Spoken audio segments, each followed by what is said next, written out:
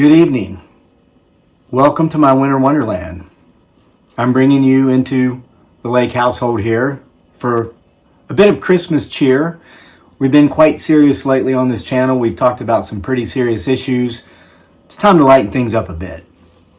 I'm going to share with you this evening, as of this recording, might be morning when you're seeing it, a wonderful original Christmas story that I wrote some time ago, several years ago actually, which I've finally published as one of several short stories in my latest short story collection, Utopia Shattered.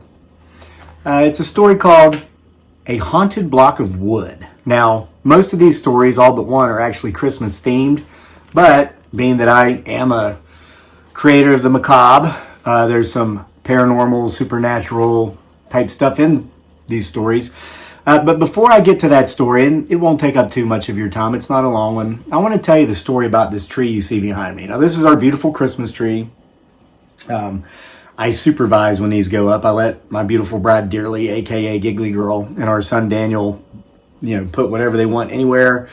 So if things are kind of, maybe look out of place, uneven or mismatched, who cares? That's part of the beauty for me and for our family. This tree right here is very special though. This is a Norfolk pine. Many of you know that. You can't see the top of it, but it's approximately 6 feet tall now. I'm going to tell you the story behind this Norfolk pine. You see them commonly in department stores this time of year. Some people call them tropical Christmas trees. I acquired this tree from a dumpster in Charlottesville, Virginia, 6 years ago. Now, it was summer. This tree was only a foot tall. I would assume that somebody probably had been gifted this tree the previous Christmas, or perhaps they purchased it and had it in their home. It was beside a dumpster in an apartment complex downtown with a bunch of other refuse people had thrown out. It wouldn't fit in the dumpster, so it sat there in its beautiful little pot. And I'm a plant guy. I particularly love trees and bushes. I planted thousands of them on our property here. It caught my eye, and I thought, the garbage truck's going to come here really soon, and this thing's going to go into a landfill somewhere, and it's not going to have any chance. And that didn't sit well with me. So I took this Norfolk pine and I stuck it in my mail truck. I was out delivering mail, and I kept it, I rode around with it all day, brought it home, and I gave it a name, and the name is significant, and this story is significant. I named the tree Phoenix. Now, I call her Feeny for short. And just as the phoenix, that mythical bird that was burned to nothing but ash, but then rose from the ashes to continue a new life, that's what this tree represented to me. At that time in my life, it was 2018. We had just suffered a pretty serious business defeat in our social media business that we do. We had been very successful on Facebook for some time. Things changed, and we lost over 5 million followers, a business we had built up over a period of about half a dozen years that gave us what we needed to be able to move from the Philippine Islands to come to the United States, purchase this property in Central Virginia, and live happily ever after. Well, things didn't go happily ever after, and I soon found myself having to get a real job back in the old economy, because there was still a lot of stuff that's in the new economy today, like e-delivery type services, things I would certainly do before I would go back to being an employee for an employer and spending the best hours of my days, weeks, months, and years to make them rich. Okay? The options that we have available to us now weren't there. So I had taken this job at the Postal Service. But just like I foresaw with this tree, I saw myself rising back from the ashes and being that successful social media content creator again, writer. I'd had some success with other novels, short story collections, journalism. I was not willing to give up.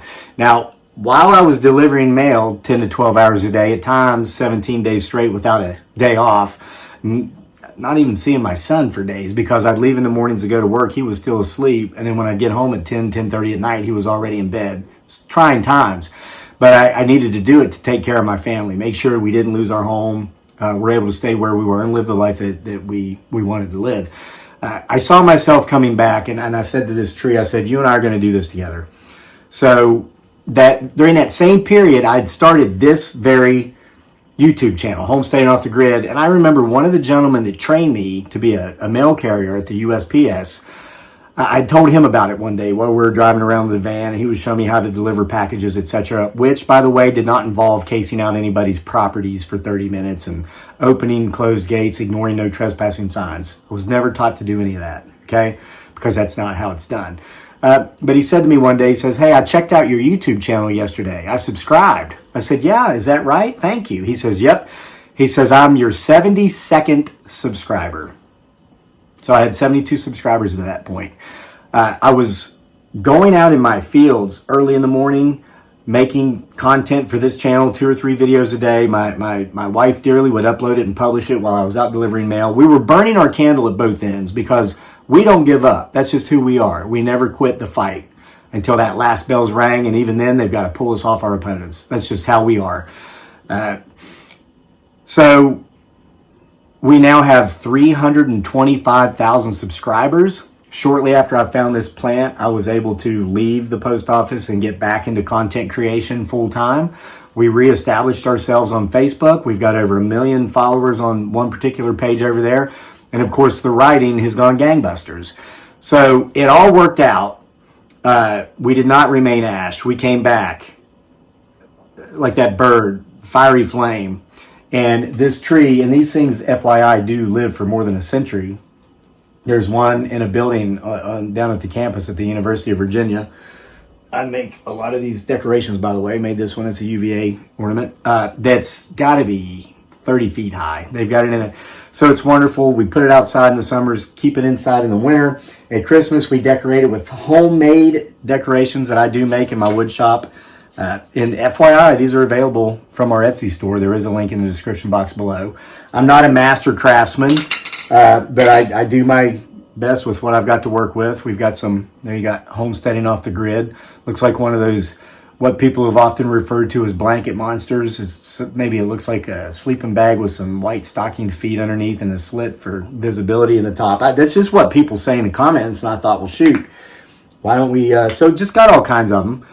But that's the story behind this tree, and that's a pretty significant story to me and to our family, and I love this tree. When, for example, last winter we went to the Philippines for the entire winter. We had Christmas with our family in Southeast Asia. I actually took this to a good friend's house who cared for it for that entire winter because they're from a tropical, they're actually from the archipelagos and islands of the Southeast Asian area. They can't tolerate cold weather. They would die. So a good friend of mine, husband and wife and their son, took this thing in for me and misted it all winter. And we got back, and I couldn't wait to go pick her up and bring her back into our house. So anyway, let me wet my whistle with a bit of eggnog with potentially a bit of another substance.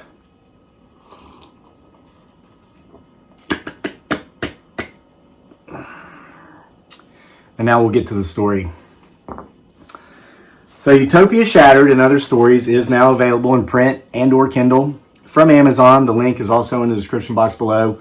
I will read you almost every story from this book at some point between now and New Year's because they are holiday themed. So if you're struggling financially, don't spend $5 for the e-version or $13 for the paperback version. Just come back to the channel. You'll get to hear almost all the stories. The title track, so to say, if this were an album, Utopia Shattered, I will be reading in a couple of weeks from a very specific location, it will make sense at that time. But we're going to start this evening with a somewhat lighthearted story, but it is Christmassy and paranormal. I hope you enjoy. Again, this is called A Haunted Block of Wood. The old men were meeting again for their wild game Christmas dinner, just as they had since the time that they'd all been young men, high atop the steepest mountain in the county, Lookout Mountain. FYI, this story was written 3 years ago with a particularly special pen of mine. So if any of this rings a bell as far as anything you may have heard in the media just in the last 10 days or so, perhaps it's a coincidence, perhaps it isn't. Lookout Mountain, as it had been called since the days of the early pioneer settlers, Once again, they'd all very much needed their four-wheel drive whatever vehicles of choice they drove to reach the top of Lookout Mountain, as the roads, even those down in town, were impassable due to the snow. The cabin and the 6 acres of land it sat on belonged to Reginald, though everyone in attendance considered it their own. They'd all come and gone camping and hunting on the land since they'd been boys, and most of them were now well into their 70s. Reginald himself would be 80 in February if he made it that far into the upcoming new year. The land was surrounded by national forest, and it was only because Reginald's family were career politicians at the state level that the land had not been absorbed by the government by way of eminent domain laws many years before. When the powers that be took all the other surrounding properties from their rightful owners 50 years before to expand the size of the national forest in this part of the world, all in the hopes of bringing in more tourist dollars to the small, once dying but now completely dead Appalachian American town below, they'd somehow missed the land deed held in the name of Reginald's people. How convenient. At any rate, Reginald and the old men with him in the cabin on top of the mountain hunkering down in the storm were simply carrying on an old tradition that had actually been started by Reginald's grandfather more than a century before. The unofficial fraternity of male elders, and they prided themselves on not allowing females into their fold like those damn Boy Scouts and the way the Roman Catholic Church did with altar servers and Eucharistic ministers, were meeting 1 week before Christmas, and they were dining on wild game, all contributed by members of the group. And they were drinking and singing and being merry and trying not to get too blackout drunk before the earmark of the tradition, the exchanging of gag gifts at midnight, just before everyone passed out drunk.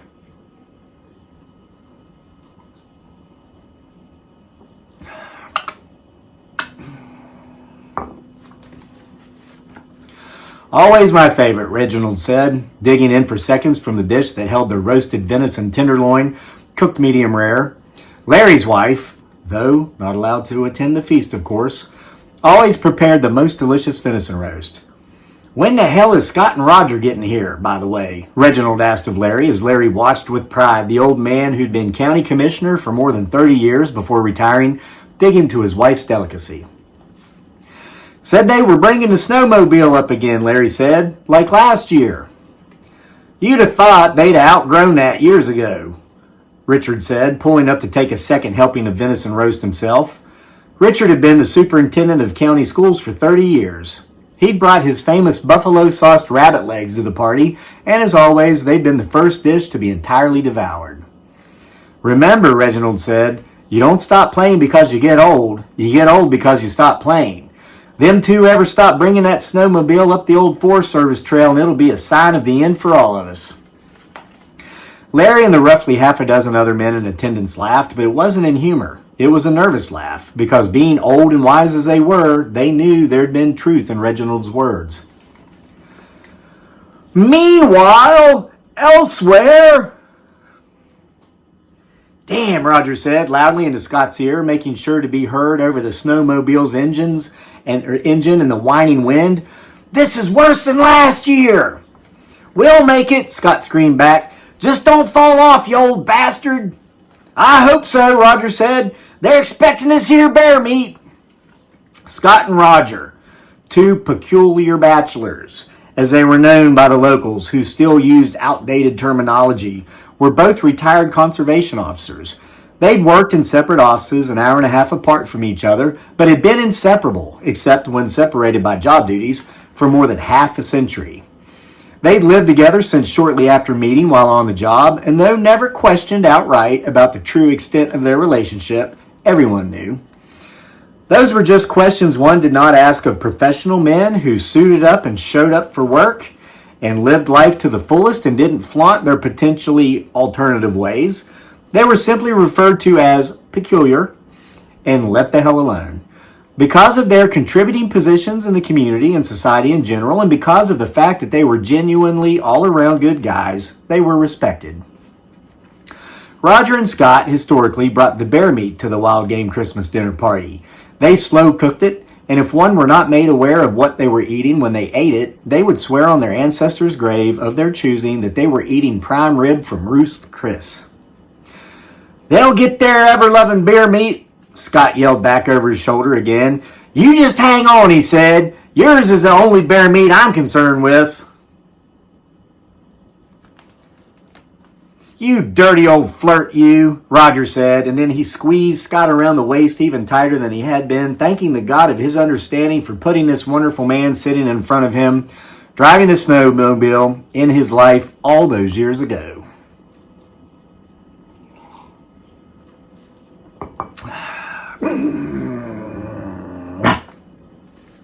Well, looks like our two peculiar gentlemen ain't going to make it, Reginald said. Back at the cabin. Checking his wristwatch as he poured himself another Jack and Coke. He'd given up beer for the harder stuff a quarter of a century before when he'd lost the energy required to constantly take walks out to the outhouse. Though these old men now used an indoor bathroom Reginald had added to the cabin a decade before, as any walks to the outhouse had become too tiresome with age for all of them. Even a trip to the great outdoors, i.e. a piss off the porch, had become too uncomfortable on cold winter nights. We'd best get to the gift exchange or we're all liable to pass out before we do, Reginald said, raising his glass. Don't want to break tradition. I'll save mine for last, Larry said, rising and grabbing a bottle of Killian's red beer from the large cooler that held the beer for those still brave enough and energetic enough to deal with all the damn piss breaks it led to. It's the best, and well, we need to save the best for last. Ah, poppycock, Tim, another reveler in attendance, said. Tim had run the local 96 mine down at the county's border for 40 years. He was known for bringing the best deep-fried turkeys to the party each year, but as he'd not been able to bag a bird this year, he'd brought a pot of gray squirrel stew. No one touched it. Well, Larry said, if you're so insistent we give the best gift first, then you're the one who's going to get it. And let me tell you, you do not want this gift, because this gift is not a gag, it's the damned real McCoy. Well, what in the hell is this real McCoy then? Tim asked, a challenging tone in his voice. Open it up and find out, Larry said, making his way to his man bag. He unzipped his satchel once there and pulled out a nicely wrapped gift the size of a shoebox. Here, he said, handing it to Tim. Have a look-see. Looks too purty to open, Tim said, admiring the wrapping, figuring Larry's wife probably prepared the gift just as she had the venison. Slowly, he began ripping off the paper. It was green with images of silver bells and garland. Once the gift wrap was removed, an actual shoebox indeed was revealed. You got me a pair of Asics, Tim said. Open the damn box for Christ's sake, Larry said. Tim opened the box. He looked in and saw what looked like a block of wood, nearly the size of the box, and within the center of the block of wood there appeared to be lodged a chunk of gold. What in the hell is it? Tim said, now taking the block of wood with the chunk of what appeared to be gold in the center out of the box and holding it up for all to see. The light from the fire glistened off the substance in the center of the wood. It's a haunted block of wood, Larry said. Pear wood to be exact, from the root of a pear tree. What? Everyone in attendance said in unison. Oh, I've got to hear this one, Reginald said, sitting down slowly in his oversized recliner in front of the fire, deciding it would be better to sit down rather than risk falling down. He'd had a bit more Jack and Coke than usual, but hey, he reckoned it was the annual Wild Game Christmas dinner, and at his age it seriously could be the last for him, so that was okay. It came from the California gold mines originally, Larry said, now sitting himself as all the men in the room were now doing. The giving of gag gifts had begun, despite Roger and Scott, their two peculiar friends, not being in attendance. But it's been all over since, Larry continued. It's responsible for 39 deaths so far. But there's probably been a few here and there that were never accounted for, so it's probably more like 50. What kind of deaths? Tim said, looking suspiciously at Larry. Why, the kind that kills people, you dumbass, Larry said, and everyone in the room laughed. You know what I mean, Tim said. Well, Larry said, getting serious, the first dozen or so were the Chinamen who'd created this haunted block of wood in the first place. He glanced around the room and saw that his audience was fully engaged. This, or they were too drunk to think of a witty wisecrack, or both, so he continued. You see, it was a group of Chinamen who'd been trapped in a gold mine after a roof collapse. They'd tried digging their way out, but they couldn't. They dug up to the surface, but they hit a sizable stone shelf just beneath the topsoil. All they could do was get an opening large enough to get their hands up through, but no more. Well, Larry continued, As it happened, there was a pear tree growing at this opening. It was one of those Asian pear trees with the rounded fruit on it the size of softballs. Those trees got that name, because it was the Chinese miners who brought them over here in the mid 1800s and planted them everywhere.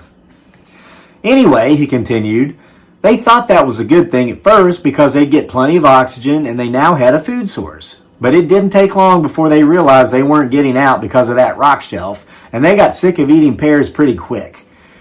The pears were ripe and they were dropping to the ground, and the hole they'd been able to open at the surface was at the bottom of a slight hill. And why, those pears would fall off the tree on top of the hill, and then they'd roll down the hill and into that hole, and that's the only thing those Chinamen ate for weeks. Ah, bullshit, Reginald said. Your story was believable until now. What were the odds? The landscape being just right, the hole being just in the right spot, this situation occurring just as the pears are ripe enough to fall from the tree? Hear me out, Larry said. So several weeks go by, these Chinamen are tired of eating pears, and all of a sudden they hear a voice above them. Who's down there? It said, after one of the men had pulled his hand back into the hole after having grabbed a pear. Why, it's us Chinese miners, one of the men screamed through the hole. We're stuck. Get us out. What's in it for me? The voice from above said. Larry said, continuing with his story. All the gold in this mine, the Chinaman doing the speaking said, and he held a big chunk of gold up through the hole. The Chinaman listened, waiting for a reply. All of a sudden, the sunlight that had been coming through the hole was blocked as the man above them made his way to and stood over the hole, blocking the sunlight. What if I told you I was the devil? The man above ground said. And what if I tell you it'll take more than gold to get you out of there? What if I want your souls? You can have them, all the Chinamen yelled in unison. And at that very moment, lightning struck from the sky and it hit the hole in the Chinaman's hand and the gold that was in it and the root of the pear tree, fusing the gold and the wood together, of course. And the electrical flash from the lightning ignited the methane gas that had been seeping up through the mine. And, well, it blew all those Chinese gold miners plumb back to China. I thought it was a pear tree, Reginald said. It was, Larry said. You just said plum, Reginald said, and everyone in the room began laughing. Laugh all you want, Larry said. Here, he said as he placed the haunted block of wood in Tim's lap. Just don't give it to any of your mining buddies. They're liable to take it into the mines and get a bunch of men killed in a shaft collapse or something. Who is this block of wood actually killed that you actually know of? Tim said, challenging Larry. Was there more to this story, or had Larry made the whole thing up? Well, Larry began, it killed the man I got it from. Rather, I should say it killed the man whose widow I got it from. How? Tim asked, not breaking eye contact with Larry. He'd been out bass fishing on his boat, Larry said. He saw it floating among a bunch of flotsam and jetsam below a dam. It was the gold that caught his eye. I guess there was enough wood to make it buoyant. He pulled it in and took it home. He was going to have the gold tested, see if it was real. Well, he never got the chance to have it tested because he left it on his boat, and the next time he went fishing, another boater who'd lost control of his boat ran right into him, and just like in the movies, their boats exploded, and both men were killed. The room erupted with laughter.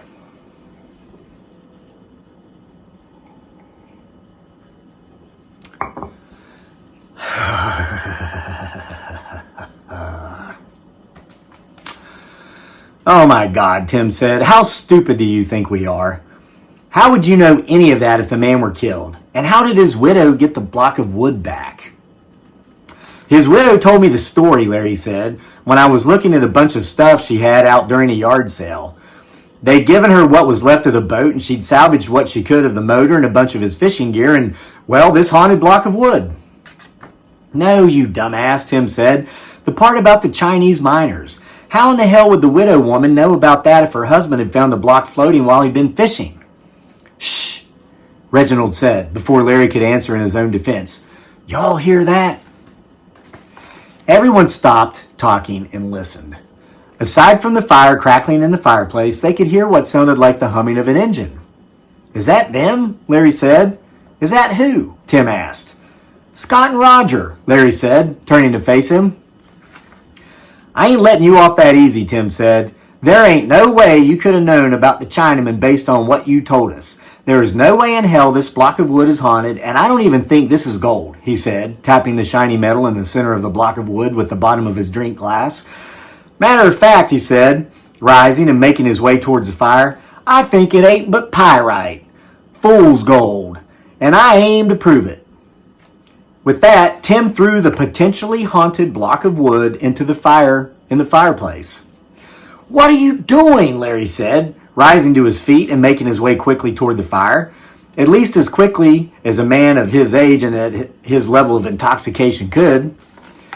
I'm a-going to burn the wood off that pyrite and take it to the pawn shop over in the city and prove that you're a liar. Unbeknownst to the men in the cabin, Roger and Scott outside were now quickly, way too quickly, barreling down the mountainside. They had hit a thick patch of ice in the trail and lost control of the snowmobile. They were sliding still, dangerously, down the extremely steep mountainside, heading straight for the back of the cabin. The engine of the snowmobile stuck on full throttle and screaming like a banshee in heat. "Ah, shit, shit, shit, shit, shit," both peculiar geriatrics were screaming. "I think they're getting closer," Reginald said, having passed out briefly due to the jack. He'd actually run out of coke just a bit earlier, but that hadn't slowed him down. But having been quickly reawakened from the sound of the engine outside, "I hope they brought the..." Boom!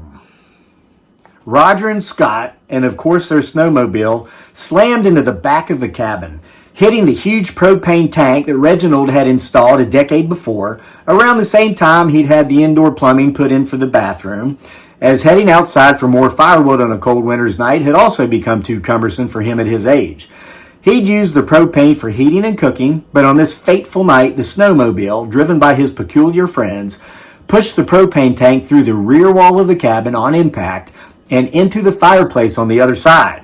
Sure, there had been the required 20 feet of distance space in between the two, not to mention the wall of the cabin itself, but who could have predicted such an event as this?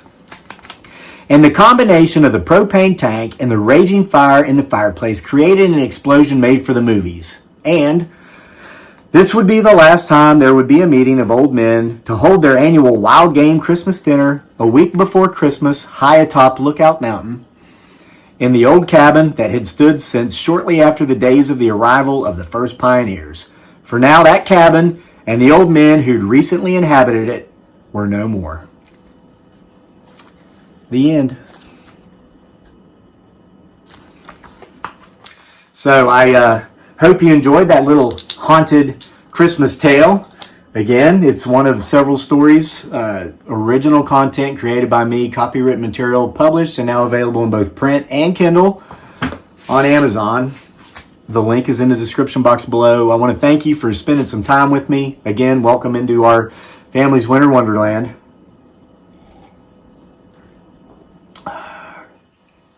I'll see you more